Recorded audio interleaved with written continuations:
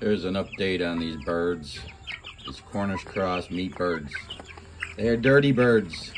They make such a mess. I guess that's why you put them in chicken tractors, not in coops.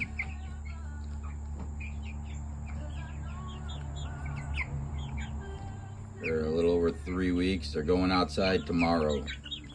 Still have 8 males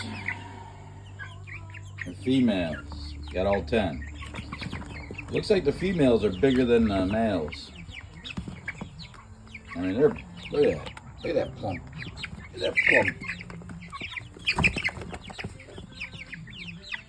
Yeah, you guys are going outside in your coops tomorrow. Next year, I'm building a chicken tractor. I don't want to constantly clean that out. But they're doing good. Except for making a mess.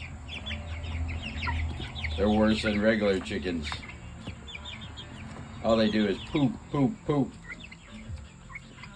And get chips in their food and water, and poop in their food and water. You're constantly cleaning it. It's a lot of work. Can't wait to get you outside.